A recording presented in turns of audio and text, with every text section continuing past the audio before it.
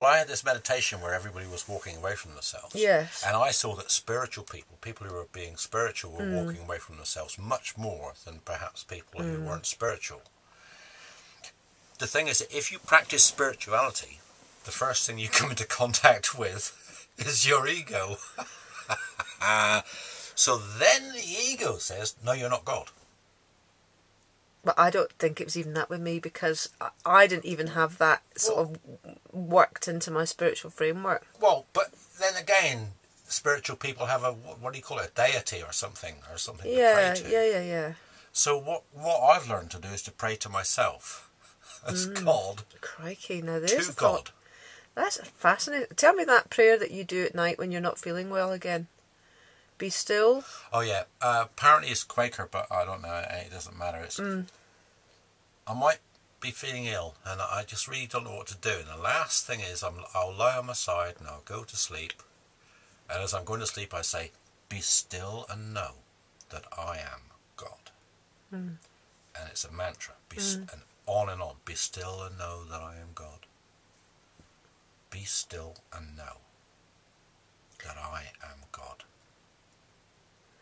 And as we were saying earlier, that works two ways. It's that I am God, and be still and know that I am God.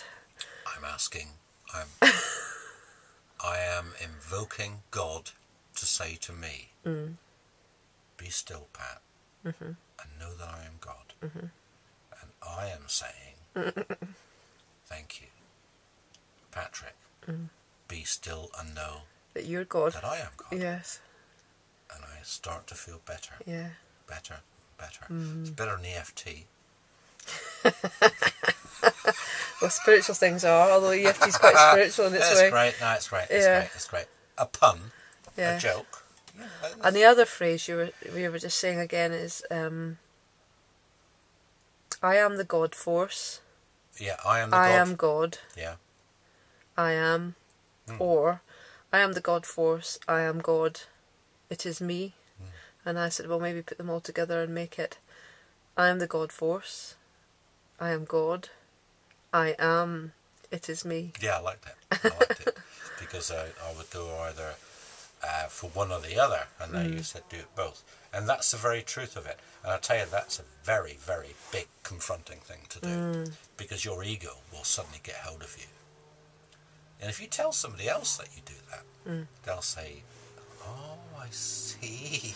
You think you're Jesus Christ.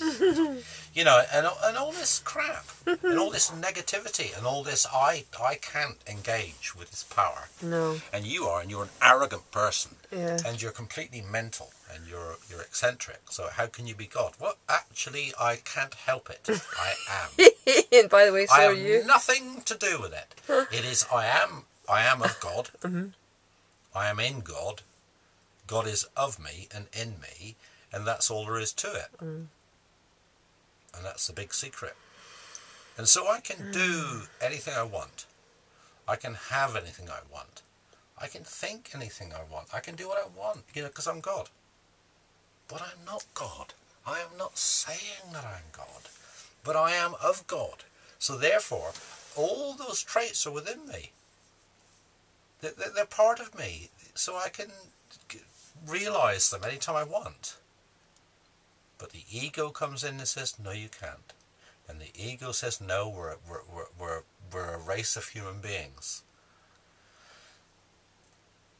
Or, in my case, my very clever, spiritually polished ego Yes. says, well, you're a very good girl, Srimati, and you've worked very hard at purifying yourself, and you're very receptive and clever at receiving spiritual power from the spiritual forces of the universe. But there's still a bit of separation there. It's like, I'm not quite claiming those spiritual forces as me. I'm still saying I'm just a clever girl who gets in contact with those spiritual forces. And you do. And I do, and that's, that is noteworthy, and, more than noteworthy, that's, amazing. But that's not what this second section in the Abundance book is about. It's about, well, let's read it again. I lift up my mind and heart to be aware, to understand, and to know that the divine presence I am is the source and substance of all my good. So basically that we are our own source.